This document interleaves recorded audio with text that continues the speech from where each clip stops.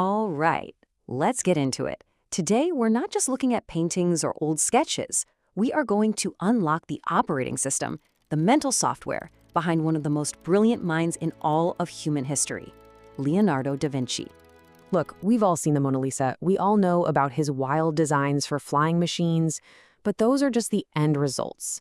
The real mystery, the code we're here to crack, is how did his brain even come up with this stuff? What was the process? So, here's our game plan. We're going to unfold his genius in a few distinct chapters. First, we'll look at his secret weapon, being an outsider. Then, we'll dive into the 3 core principles of his method, knowing how to really see, connecting things that seem totally unrelated, and finally, visualizing the solution. Okay, chapter 1.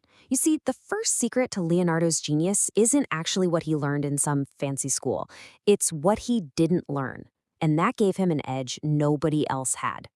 So because he was born out of wedlock, Leonardo was shut out of a formal classical education. He couldn't read the ancient Greek and Latin texts that all the smart people were studying. But you know what? He wore it like a badge of honor. He proudly called himself an unlettered man. And this was his superpower, because it freed him from centuries of old, outdated ideas. It let him trust his own 2 eyes over some dusty old book. Right. So he basically looked at all the academic arguments of his day and thought they were just confusing noise. His laboratory wasn't a library full of theories. It was the real world. It was his workshop. And his method was brutally simple. Go look at the thing yourself. Observe it directly, relentlessly. And this absolute obsession with direct observation, well, it flows right into his first, and you could argue his most important principle for innovation. It's a philosophy he applied to literally everything. He called it Saper Vedere, which means knowing how to see. And this wasn't about just glancing at things. No. This was about interrogating the world with your eyes, questioning every little detail. And nowhere did he apply this more intensely, and sometimes a little creepily, than in the field of human anatomy. Yeah, to truly understand the human machine, he knew he had to look under the hood. So, over his career, he dissected about 30 human corpses. Now, you got to remember, this was a messy, dangerous, and very illegal thing to do back then. But for Leonardo, it was the only way to truly see. And check out how he solved a problem that had stumped everyone.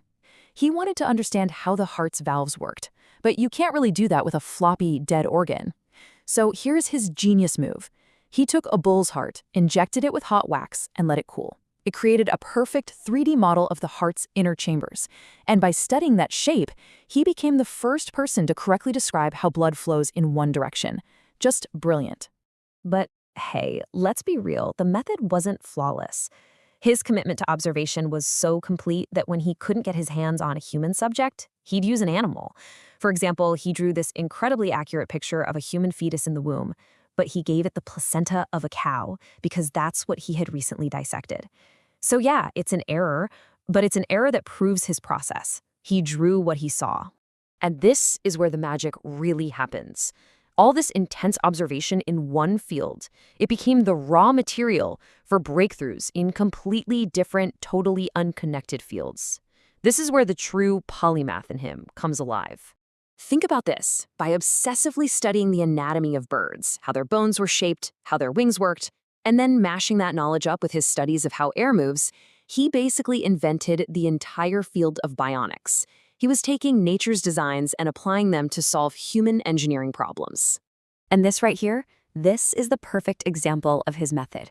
He dissected a bear's foot to figure out how its structure gave it such a mechanical advantage. Then he took those exact same principles and used them to design the cable and pulley system for one of history's first humanoid robots. Anatomy became robotics. Just like that. This kind of thinking, this incredible ability to just copy and paste insights from one area to another, allowed him to just leap across any discipline he wanted. His study of screws in the air led to the helicopter. His study of turtle shells inspired the tank. His study of how things float on water led to a double-hulled ship for safety, a design that wouldn't become standard for hundreds of years.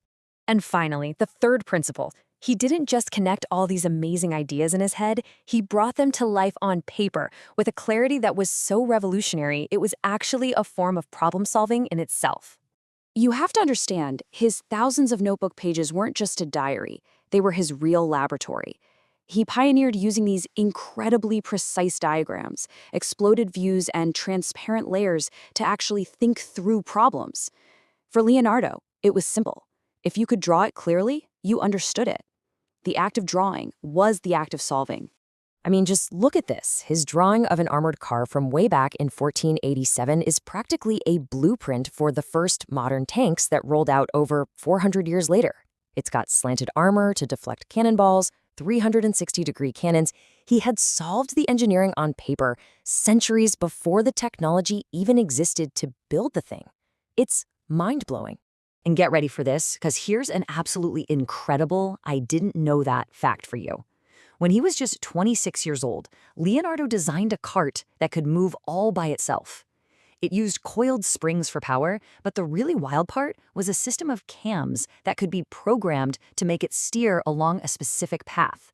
It's now considered by many to be history's first programmable autonomous vehicle, a self-driving car in the 1400s. So, after unfolding this incredible mind, what's the takeaway? What can we as modern innovators, designers, engineers, and thinkers actually use from all this?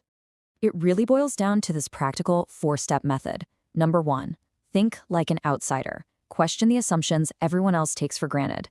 Number 2, practice Saper Vedere. Go look at the world with intense, burning curiosity. 3, steal ideas from totally unrelated fields to spark something new. And 4, draw it out. Visualize your solution, because a clear diagram is a solved problem. In the end, you realize Leonardo's true masterpiece wasn't the Mona Lisa or some flying machine. It was his method. It was his profound, world-changing ability to see things exactly as they were, and then to imagine them as they could be. So the real question for all of us is, how are we going to apply this incredible legacy of curiosity to the challenges we face today? Which one of these powerful principles are you going to put into practice first?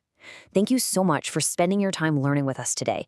If you found this insightful, please like, comment with what surprised you most, and subscribe to InfoNow for more deep dives into our world's history.